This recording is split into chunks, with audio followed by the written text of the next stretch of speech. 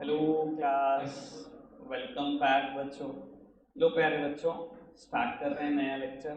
सब सामने देख रहे हैं बेटा। अभी पहले 5 मिनट रिवीजन और फिर वापसी। वो किसी भी कंपनी का फॉर्मेशन करना हो, कुछ स्टेजेस थी जो आपको परफॉर्म करनी पड़ती है। पहली स्टेज का नाम promotion, incorporation, capital subscription stage.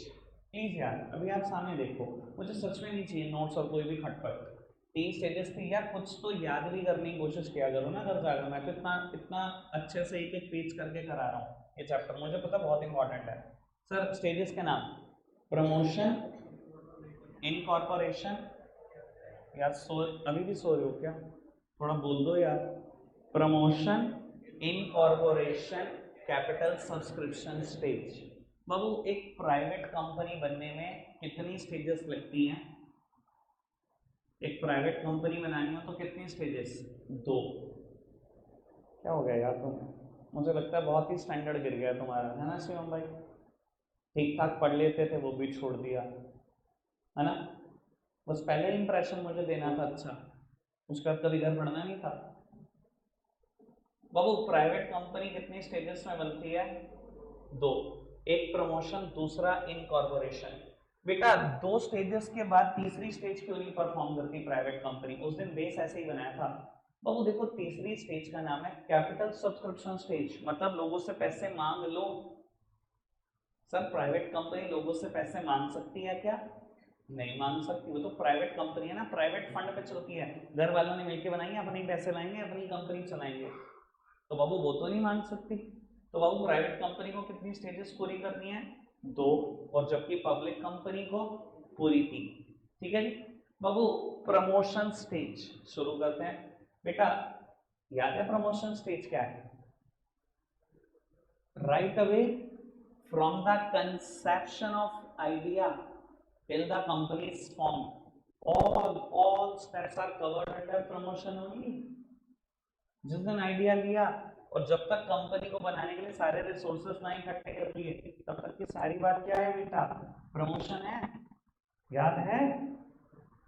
बताओ बेटा याद है कि नहीं है? याद है? बाबू मैं बोलता था इसका मतलब प्रमोशन में सिर्फ 2 ही बातें आती हैं, one is planning and other one is organising of resources. एक प्लान कर लो, एक रिसोर्सेज ऑर्गेनाइज कर लो, इकट्ठे कर लो। याद है आपको ये बात? कोई दिक्कत कोई परेशानी तो नहीं अभी तक की सारी बात में? बाबू मेरी तरफ देखना, फंक्शंस ऑफ प्रमोटर या step involve in a promotion stage, एक ही बात थी। हमने टॉपिक शुरू कर दिया था, चाहे तो कह दो फंक्शन ऑफ प्रमोटर और चाहे कह दो step involve in a promotion stage. Promoter कौन था? जो प्रमोशन स्टेज परफॉर्म करता है उसे हम प्रमोटर बोलते हैं। लाइक धीरू भाई अंबानी फॉर रिलायंस, उन्होंने प्रमोट। क्या बेटा हर हाल में प्रमोटर एक होगा? फटाफट से मेरे को बताओ, क्या हर हाल में प्रमोटर एक होगा? फटाफट से बताओ। नहीं, प्रमोटर कितने हो सकते हैं? मल्टीपल हो सकते हैं। ये क्या बात हुई? अगर हम सब बैठकर एक आइडिया लेंगे, हम एक कंपनी बनाएंगे, बड़ा प्यारा नाम रखेंगे उसका मैसर्स 420 एंड 420 लिमिटेड, वही जो तुम हो 420 एंड 420 लिमिटेड। तो बाबू अगर हम आज सब मिलकर आइडिया लें तो बेटा हम सब प्रमोटर हो जाएंगे, एक होना तो जरूरी है। ठीक है, तो 3 स्टेप मैंने पढ़ा दिए थे। अगर आप कहोगे तो मैं रिपीट भी कर दूंगा, वैसे मेरा मूड तो नहीं है। अगर आप कहोगे तो मैं पक्का कर दूंगा। Identification of business opportunity, feasibility study और नेम अप्रूवल। याद है last step name approval? ROC के पास 6 नाम भेजना प्रायोरिटी ऑर्डर में। मैंने अपना एग्जांपल भी दिया था कि मैंने आरओएफ को 4 नाम दिए थे अपने प्रायोरिटी ऑर्डर में। ठीक है ना बाबू? उन 6 नामों में से आरओसी जो नाम आपको अप्रूव कर देता है, पूरी जिंदगी कंपनी उसी नाम से जानी जाती है। याद आ रही है बात? आरओसी कौन है? Registrar of company. याद है ना आरओसी कौन? शौर्य आया था लास्ट लेक्चर में, तभी तो मेरे को लगा मेरे को डिप्रेशन हो जाएगा तेरी तरफ देखूंगा तो। एक वर्ड नहीं बोल रहा, सिर भी नहीं हिल रहा, बिल्कुल न्यूट्रल ऐसे। मैंने कहा भाई मैं गया, मैं गिर जाता भी वो 2 मिनट तेरी तरफ देखता तो। मुझे लगा मुझे नहीं पढ़ाना है आप। इधर देखना जी, बात ओके है क्या? आगे देखना बाबू, 4th नंबर पर हेडिंग लिखी गई है fixing up signatories to MOA. 4th number पर हेडिंग नोट्स निकाल लो सारे। एक सेकंड पूछ लो। तो 4th नंबर पे ना हेडिंग लिखी गई है fixing up signatories to MOA. एक बात और बता देता हूँ, जिन्होंने आज की छुट्टी करी पछताएंगे बहुत। देख लेना कल से चैप्टर का क्या होगा, खत्म हो गया, रायता होगा। मतलब मैं तो समझा ही सकता हूँ, बाकी तो खैर पढ़ना आप नहीं है, आप मेरी तरफ देखो। यार ये क्या होता है एमओए? अब सर मैं आपको ये बता देता हूँ, आज से 3 हेडिंग होंगी जो लिखी गई हैं, सिर्फ 3। यानी कि कितना बड़ा डिस्कशन है इसके पीछे आगे समझो। आ जाओ सामने देखते हैं, पौने घंटे में 3 हेडिंग होना तो बड़ी टाइम सर। अब नोट्स कोई देखेगा आगे 5 मिनट सिर्फ मेरी तरफ देखेंगे। बाबू कंपनी में ना 2 बड़े इंपॉर्टेंट डॉक्यूमेंट बनते हैं। सर आपको याद है पार्टनरशिप में 2 बड़े इंपॉर्टेंट डॉक्यूमेंट बनते हैं, पार्टनरशिप डीड और रजिस्ट्रेशन। तो देखो मैं जानबूझ के पिछली बातें रिवाइज करता रहता हूँ ताकि यहाँ टिकती जाए बातें, पिछली भी टिकती जाए। पार्टनरशिप में 2 इंपॉर्टेंट डॉक्यूमेंट बनते हैं, one is partnership deed, other one is बोलो यार रजिस्ट्रेशन। सर कंपनी में 2 बड़े इंपॉर्टेंट डॉक्यूमेंट बनते हैं, बड़े प्यारे प्यारे नाम है इनके। देखो नाम देखना क्या है, एमओए और एओए। अरे मेरी तरफ देखो नोट्स में लिखा हुआ भैया, क्या लिखे हुए नाम, एमओए और एओए। ये क्या है बाबू? एमओए की फुल फॉर्म है memorandum of association, memorandum of association.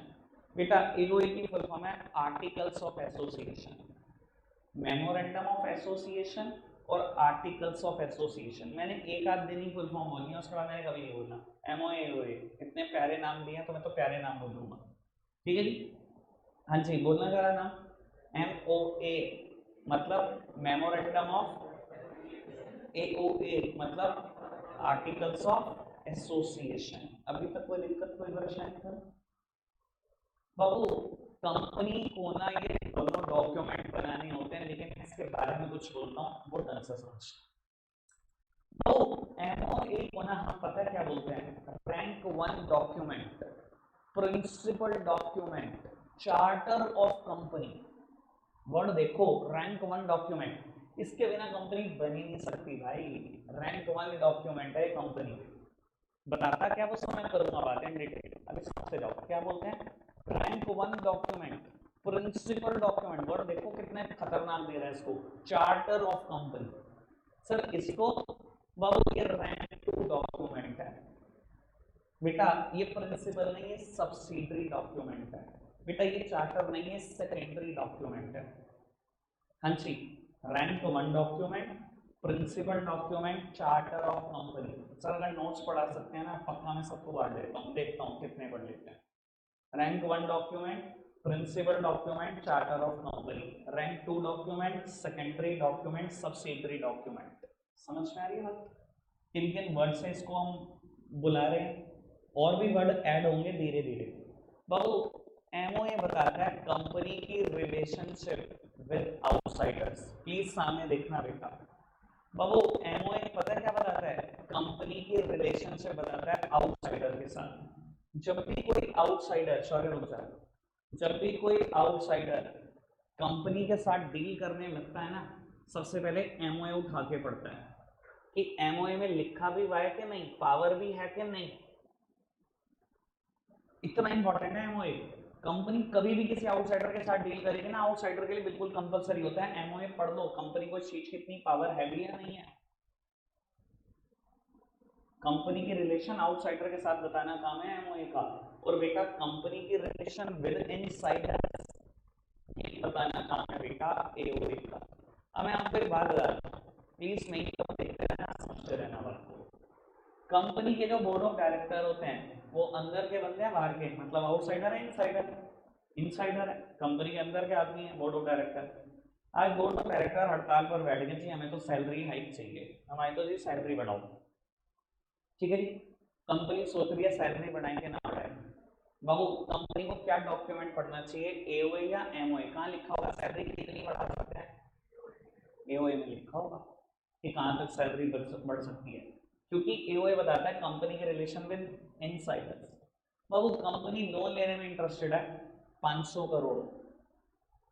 देख तो लो 500 करोड़ का लोन लेने की आपके पास पावर है या नहीं है। सर कहाँ देखूं, एमओए और एओए? एमओए क्यों? क्योंकि बेटा एक कंपनी के रिलेशन में आता है विद आउटसाइडर, बैंक तो आउटसाइडर ही है ना बेटा, वो तो अंदर का आदमी नहीं है ना। समझ में आ रही है अभी तक सारी बात? प्लीज सामने देखो, ठीक है। मैंने अभी बहुत हल्की बात करी है, कल मेरा ये डिटेल डिस्कशन का टॉपिक है, मैंने जितनी बात करी है उतनी रिवाइज होगी, कल और डिटेल डिस्कशन होगा। बस मैंने थोड़ा सा ओवरव्यू देना था, मैंने दे दिया एमओए और एओए पे। क्लियर हो गई थोड़ी थोड़ी बात? Rank 1 document, principal document, charter of company, rank 2 document, subsidiary document, secondary document, company के रिलेशन विद आउटसाइडर, कंपनी के रिलेशन विद इनसाइडर, एम्प्लॉय की सारी बातें यहाँ, बैंक लोन की सारी बातें यहाँ, ठीक है बाबू। अब फोर्थ हेडिंग पर मैं वापसी कर रहा हूँ। फोर्थ हेडिंग में लिखा था fixing up signatories to MOA कि प्रमोटर में, तो देखो प्लीज, प्रमोटर आप तय कर लो कि कौन कौन एमओए साइन करेगा। इस हेडिंग का मतलब ये है fixing up signatories to MOA. यार ये क्या बात हुई?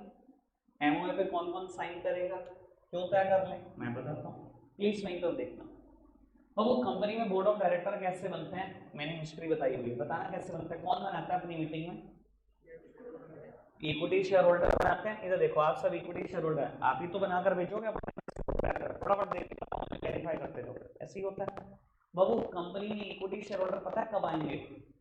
थर्ड स्टेज पर, थर्ड स्टेज पर ही तो आएंगे, कैपिटल सब्सक्रिप्शन स्टेज पर। नहीं तो देखो प्लीज, है ना भाई, जब मैं कैपिटल खरीद लो और जिसने खरीदी वो बनेगा इक्विटी शेयर होल्डर, फिर वो अपनी मीटिंग में बनाएंगे बोर्ड ऑफ डायरेक्टर। अच्छा एक बात बताओ, आपको नहीं लगता ये तो यार बड़ी नाइंसाफी है? राघव भाई सीधा बच्चों, आपको नहीं लगता ये बड़ी नाइंसाफी है? क्या कंपनी को डिसीजन कैपिटल सब्सक्रिप्शन स्टेज के बाद ही लेने होते हैं सारे, अभी हमें डिसीजन नहीं लेने होते?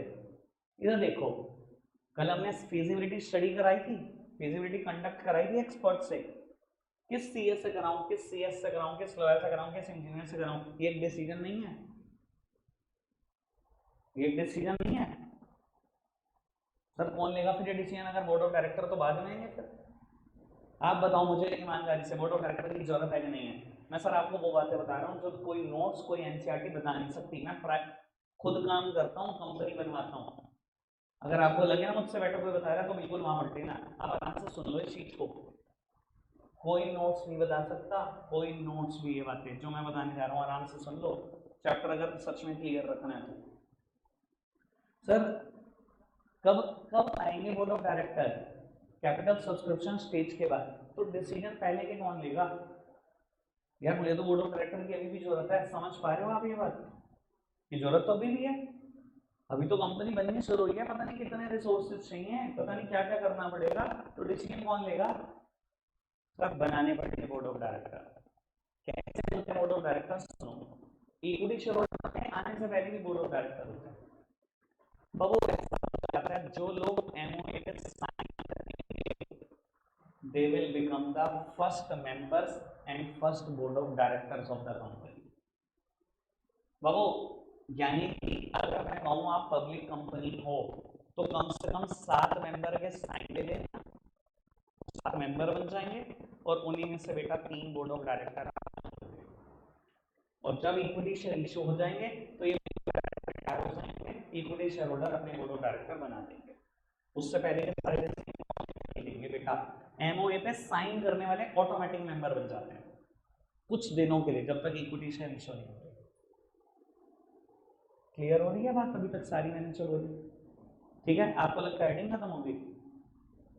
20 मिनट भी ना होए, और अभी सामने देखते रहो, 20 मिनट लगेंगे, 20 मिनट, बहुत काम की बात बतानी है।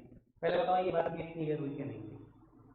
एक क्वेश्चन पूछो, बहुत काम का, प्रमोटर साइन करता होगा क्या नहीं? सोच है, सोचो, या तो हाँ में होंगे ना में होंगे, बोल दो बस जो मन करता है। स्पर्श भाई क्या कहते हो, प्रमोटर साइन करता होगा? करता होगा? स्पर्श कह रहा है आज करता होगा। आप सब बता दो कौन कौन कह रहा है साइन करता होगा। मैं इनके साथ हूँ, 4-5 लोग हैं मेरे साथ हैं, अब 7-8 हो गए। सर कौन कौन कह रहा है साइन नहीं करता होगा? सर गैस ही कर रहा, मुझे भी पता, आपको नहीं पता। वो बाकी काम आधे साइन करता होगा, बीच में छोड़ देता होगा, करता है साइन। वजह बता दूं? फिर मैंने दोबारा बोला कि मैंने नोट्स में क्या ऐसी बात लिखी होगी, आपको लगता है इतनी डिटेल बात जो ये बातें सीए की हैं वो लिखी होंगी। सर प्रमोटर हमेशा सबसे पहला साइन करता है, सबसे पहला। प्रमोटर ने तो डिसाइड करना है कौन कौन साइन करेगा, प्रमोटर ने तो डिसाइड करना है कौन कौन साइन करेगा। सर सबसे पहला साइन किसका होगा? हमेशा प्रमोटर का होगा, लिख के ले लो। क्यों?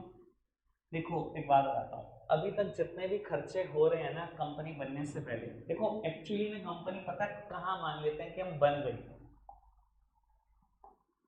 हम यहाँ मान लेते हैं कि कंपनी बन गई, क्योंकि यहाँ कौन सी स्टेज पूरी हो जाती है? इनकॉर्पोरेशन, मतलब रजिस्ट्रेशन, कंपनी रजिस्टर्ड हो जाती है, यहाँ मान लेते हैं हम कंपनी बन गई। इससे पहले के सारे खर्चे पता कौन करता है? प्रमोटर अपनी जेब से। अच्छा क्या बताओ, आपने फिजिबिलिटी स्टडी सुन लिया मुझसे, एक्सपर्ट से फिजिबिलिटी करा ली, सीए ने मांग लिया 20,000 रुपये, किसने दिए होंगे? कंपनी तो बनी नहीं, प्रमोटर ने जेब से निकाले 20 दे दिए। आरओसी के पास का सर नेम अप्रूवल कर दो, उसने कहा फ्री थोड़ी होता है, 5,000 रुपये सबमिट कर दो, आपने 5,000 रुपये वहाँ दे दिए। कौन खर्च रहा है अपनी जेब से? अरे बताओ भैया, प्रमोटर खर्च रहा है। आपको नहीं लगता अगर वो खर्च रहा है तो कंपनी से वापस भी लेगा? फटाफट बताओ, अगर वो खर्च रहा है तो कंपनी से वापस लेने में भी इंटरेस्टेड होगा। जिस दिन कंपनी बनती है ना, पहला एग्रीमेंट अपने प्रमोटर के साथ करती है, बनते ही पहला एग्रीमेंट जो होता है प्रमोटर के साथ होता है कि आपने जितने भी पैसे कंपनी खर्चने में खर्चे हैं लिखवा दो, आपके पैसे रिफंड होंगे। समझ आई बात? प्रमोटर साइन करता है कि नहीं करता? करेगा ही, वरना पैसे नहीं आने के। क्लियर हो रही है अभी तक बात? जितनी बोली एक्स्ट्रा बातें हैं बहुत काम आएंगी, आगे देख लेना, चैप्टर बड़ा स्मूथ हो जाएगा अगर मेरी बातें आज सुनोगे तो। मैंने कहा है ना आज छुट्टी करने वाले बहुत पछताने वाले हैं, इसलिए कह रहा हूँ। क्लियर है बात? अब एक काम करो, fixing up signatories to MOA, heading read करो, खत्म नहीं हुई, 10 मिनट और लगेंगे, पढ़ते जाओ, सिर्फ हेडिंग रीड करके बता दो।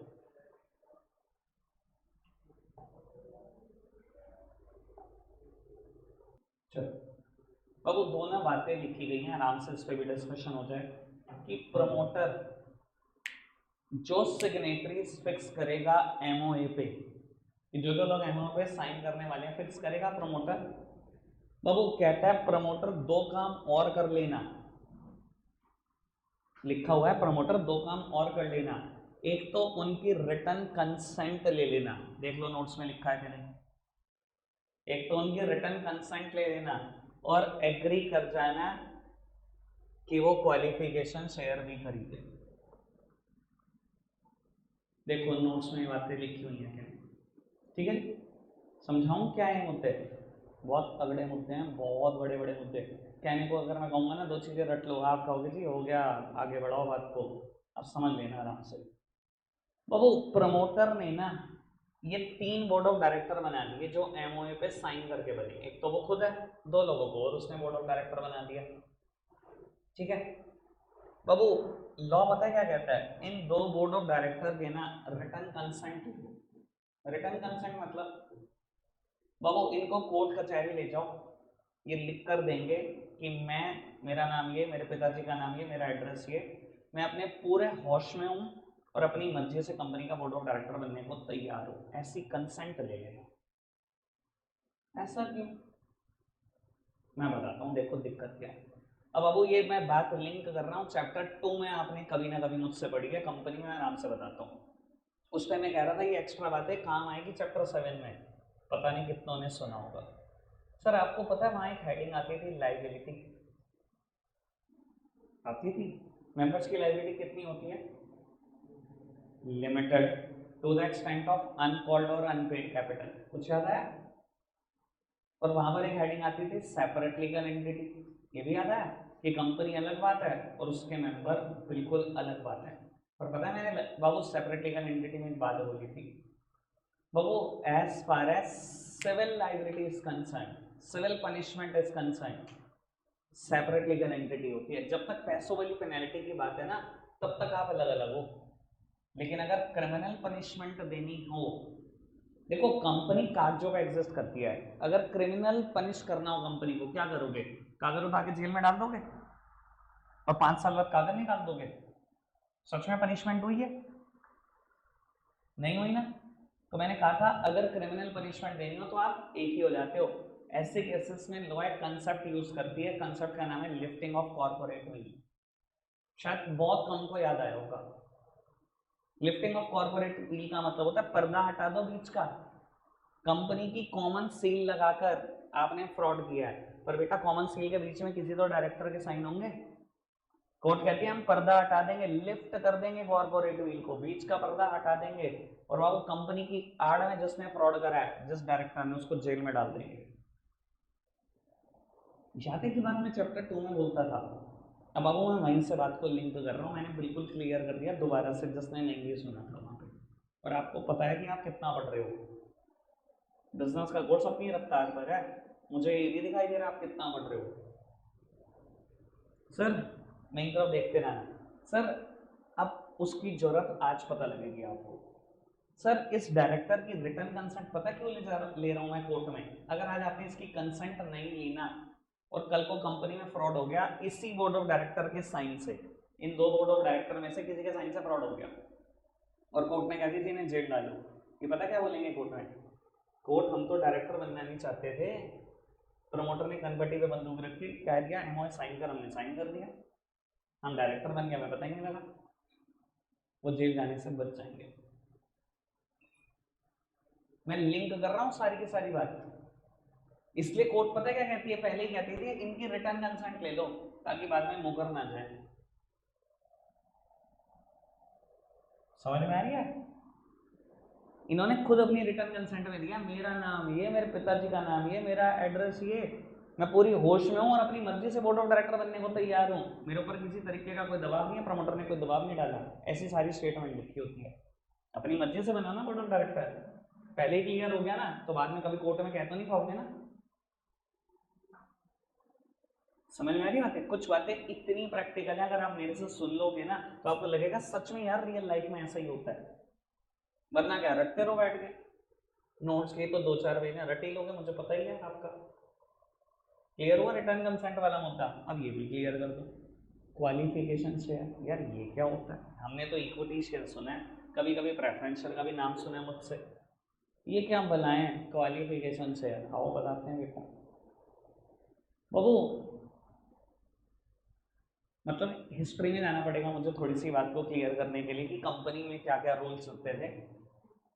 किसी टाइम पर ना आप किसी ऐसी कंपनी में बोर्ड ऑफ डायरेक्टर भी हो सकते थे जिसका आपके पास शेयर नहीं होता था। प्लीज सामने देखना, आप किसी ऐसी कंपनी में भी बोर्ड ऑफ डायरेक्टर हो सकते थे जिसके पास और उस कंपनी का आपका शेयर भी नहीं और आप उसके डायरेक्टर बने बैठे हो।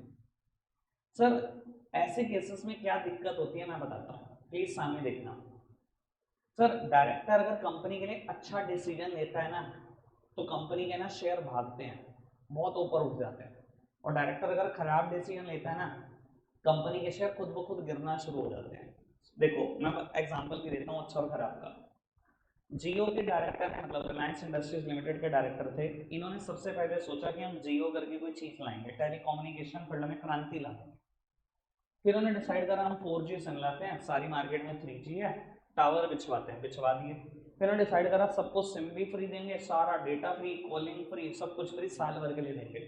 ठीक है जी। फिर उन्होंने डिसाइड करा साल का 1.5 साल करेंगे। आपको एक आइडिया बताऊं क्या हुआ था? मुकेश अंबानी जी ने ना प्रेस कॉन्फ्रेंस करी कि हम जियो 4G ला रहे हैं, ये कर देंगे वो कर देंगे। आपको तो आइडिया भी नहीं होगा, 45 मिनट की उनकी स्पीच थी प्रेस के सामने। पता है रिलायंस का शेयर कितना ऊपर गया था? पता नहीं होगा आपको। बाबू 3900 करोड़ रुपए का फायदा हुआ था उस 45 मिनट में रिलायंस को, 3900 करोड़।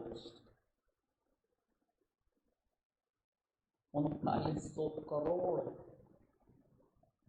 समझ में आया? जब कोई डायरेक्टर अच्छा डिसीजन लेता है क्या होता है, शेयर भागना शुरू कर देते हैं, प्लस प्लस बढ़ता है।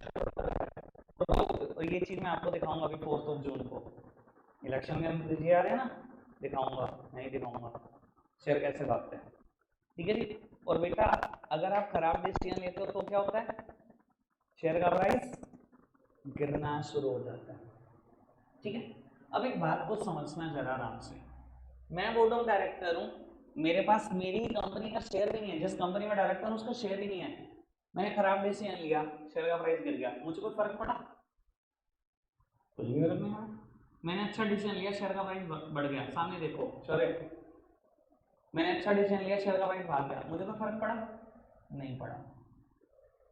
सर क्वालिफिकेशन का रोल जब ला रहे थे ना हमारे लॉ मिनिस्टर, बहुत टाइम हो गया, अब तो 90s में आया था, तो उनकी स्पीच थी पार्लियामेंट की, मैं एज इट स्पीच बोल रहा हूँ, उन्होंने क्या वर्ड बोला था पार्लियामेंट में, उन्होंने पता क्या बोला? मैं चाहता हूँ डायरेक्टर के दिल में ना शेयर होल्डर का दिल भी धड़के, एग्जैक्ट वर्ड थे जो मैं बोल रहा हूँ, मैं चाहता हूँ डायरेक्टर के दिल में शेयर होल्डर का दिल भी धड़के, इसलिए मैं एक नया नियम ला रहा हूँ। नियम यह है, आप किसी भी कंपनी में अगर बोर्ड ऑफ डायरेक्टर बनेंगे तो उसका कम से कम आपके पास एक इक्विटी शेयर होना जरूरी है, इसे ही हम बोलेंगे क्वालिफिकेशन शेयर। सर ऐसा नियम लाने से क्या होगा? अब मान लो मैं XYZ लिमिटेड कंपनी में डायरेक्टर बनता हूँ, एक शेयर लूंगा उसका, अगर मैंने खराब डिसीजन लिया, शेयर का दाम गिरा थोड़ा सा,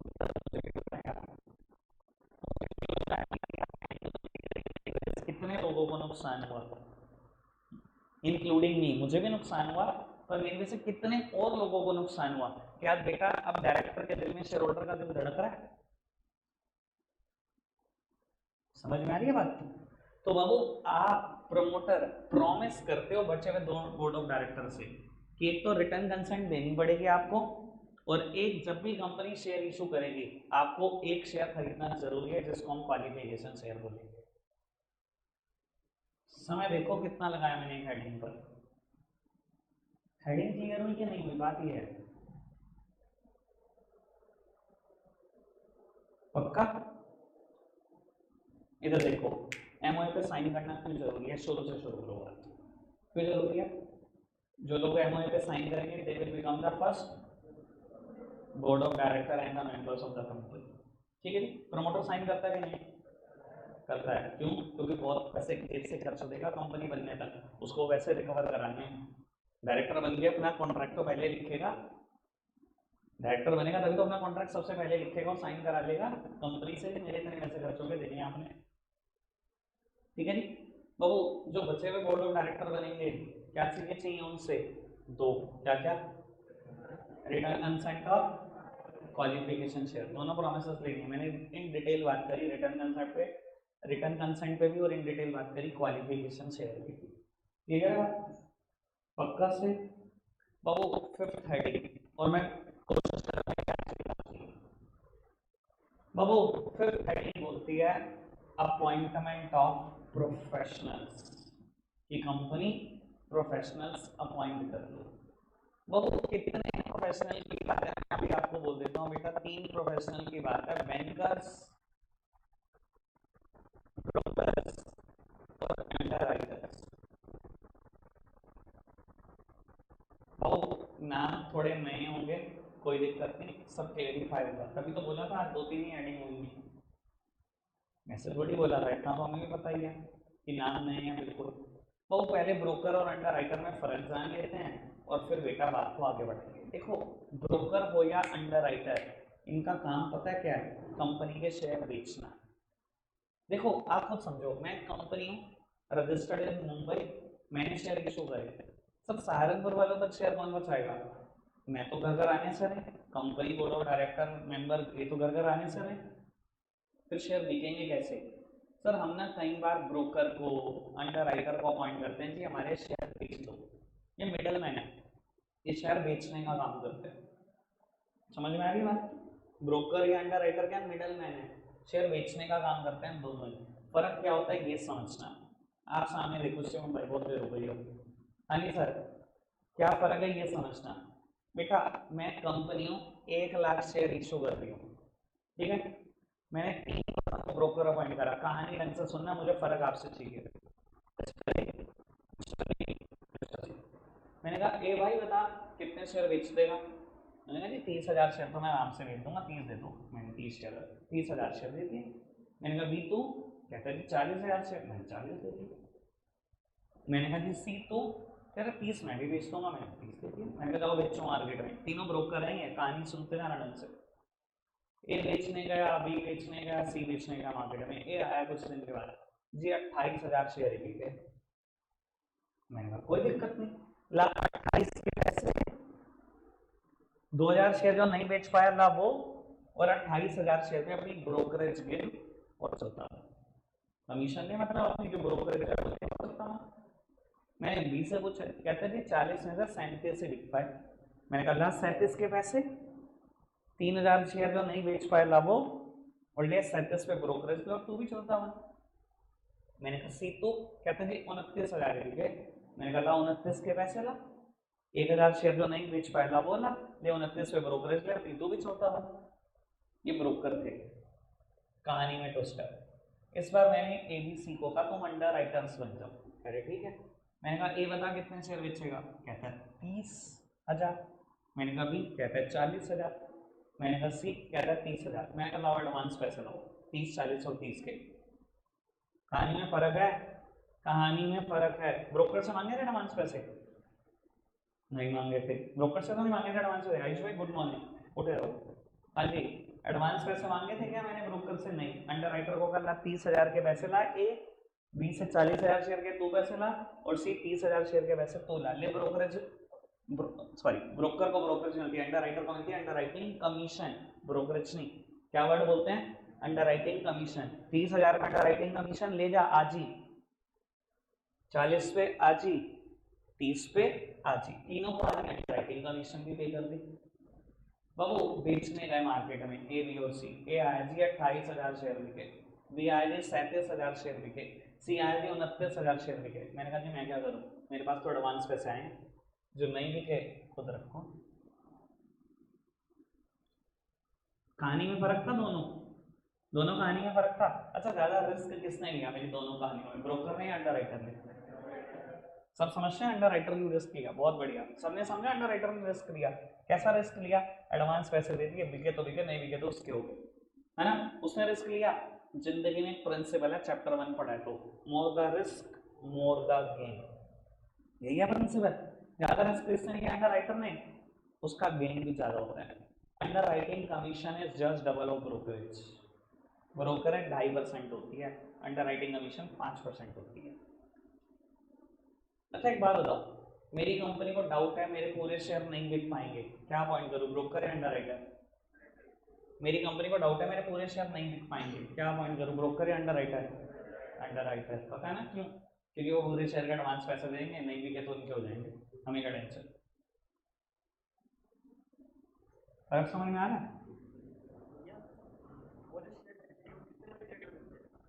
हमारे से जिस मर्जी रेट पे लें, जिस मर्जी रेट पे बेचें, हमारे को कोई लेना देना, हमारे पास तो पैसे आते हैं। बाकी इसके बारे में ऐसे बता देता हूँ, एक बहुत बड़ा डिस्कशन 12th क्लास में, बहुत बड़ा डिस्कशन। लेकिन मैं मना नहीं करूंगा आपको, अगर आपको शेयर से रिलेटेड कोई भी क्वेश्चन पूछा, you are free to ask, even investment से भी related question you are free to ask. चलो खैर, नहीं तो देखना बाबू, मैं आपको ये बता देता हूँ, फिफ्थ पॉइंट जो यहाँ लिखा है ना, वो गलत लिखा गया मेरे हिसाब से। ठीक है, मैं प्रूव भी करूंगा, पर बाबू अगर लिखा गया तो आपको लिखना है पेपर में। पर मैं ये बता देता हूँ, मेरे हिसाब से पॉइंट में यहाँ होना नहीं चाहिए। मैं प्रूव करूंगा, प्लीज आप सामने देख लेना। ब्रोकर और अंडर राइटर में फर्क समझ में आ गया? कहता है बैंकर भी अपॉइंट कर लो। बैंकर क्यों? सर कंपनी को ना जब शेयर बेचने होते हैं, कंपनी शेयर को ना कैश नहीं बेच सकती, 1 रुपए का भी, 10 पैसे का भी, यानी कि हर पैसा बैंक के थ्रू ही आना चाहिए कंपनी के जेब में, कैश बेचना अलाउड नहीं होता। इसलिए कहता है बैंकर अपॉइंट कर लो। सर एक बात बताओ, बैंकर अपॉइंट करना कोई बहुत बड़ी चीज नहीं है। आपके स्कूल के पास बैंकर नहीं है क्या? फीस कहाँ जमा कराते हो? मैं स्कूल के पास आइडिया दूँ, बैंक में कराते हो। हर एक स्कूल का एक अलग बैंकर है, किसी का पंजाब नेशनल बैंक होगा, तो किसी का IDBI बैंक होगा, किसी की कौन सी ब्रांच होगी, किसी की कौन सी ब्रांच होगी, ये मानते हो? किसी का HDFC बैंक है, किसी का एक्सिस बैंक है, ये मानते हैं सब। तो बाबू जब एक स्कूल इतनी छोटी सी बैंकर रख सकती है, तो कंपनी को तो बहुत सारे बैंकर चाहिए होते होंगे, मानते हो ये बात?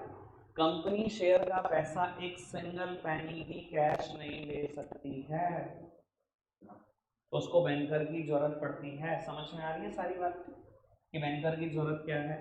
अब बाबू ये पॉइंट यहाँ पर गलत क्यों है, बस मैं ये बता दूंगा फिर पैकअप करते हैं। मैंने ब्रोकर वर्ड समझाया, मैंने डंग सेंटर राइटर वर्ड समझाया, मैंने बैंकर वर्ड समझाया, ये पॉइंट यहाँ गलत क्यों है? सर मैं ना पहली स्टेज पढ़ रहा हूँ अभी, प्रमोशन है ना, पहली स्टेज का फिफ्थ स्टेप पढ़ रहा हूँ बेटा, अपॉइंटमेंट ऑफ प्रोफेशनल्स। सर एक बात बताओ जरा थोड़ा सा मुझे सोच के, ये स्टेज कौन कौन परफॉर्म करता है? आने सामने देखना, ये स्टेज कौन कौन परफॉर्म करता है? प्राइवेट कंपनी और पब्लिक, फटाफट से बताओ कौन कौन परफॉर्म करता है? प्राइवेट कंपनी भी और पब्लिक भी। प्राइवेट को 2 स्टेजेस पूरी करनी है और बेटा पब्लिक को तो 3 करनी है। सर एक बात बताओ, सोचने वाली बात है, प्राइवेट कंपनी क्यों अपॉइंट करे इनको? भाई बैंकर तो चलो उसको चाहिए, ब्रोकर और अंडरराइटर क्यों अपॉइंट करे? वो तो शेयर बेच ही नहीं सकती पब्लिक को। प्राइवेट कंपनी ने ब्रोकर अपॉइंट कर लिया, एबीसी आ जाओ मेरी शेयर बेच देना, बेच सकते हो आप शेयर पब्लिक को? फटाफट से बताओ क्या करेंगे अपॉइंट करके? सुबह शाम आरती उतारे ब्रोकर्स की। समझ में आ रहा पॉइंट गलत है यहाँ पर, इलॉजिकल पॉइंट है यहाँ पर, मैंने प्रूव कर दिया। ऐसे तो बहुत सारी गलतियां ढूंढ लेता हूँ मैं। जिसको क्लियर हो गया हैंड रेस कर दो, ये पॉइंट यहाँ गलत है। आगे बाकी बचे हुए पक्का पता है मेरे को, सो रहे थे। आयुष क्लियर हो गया तेरे को पॉइंट? हाँ मुझे पता है। तू भाई मंगल ग्रह पे था, तो खोज कर रहा था पानी है कि नहीं मंगल ग्रह पर। पानी है? नहीं है, क्या मन है? मतलब मंगल ग्रह कैंसिल है हमारा। क्लियर है बेटा बात? चलो रखते हैं आज के लिए इतना ही है, बाय बाय।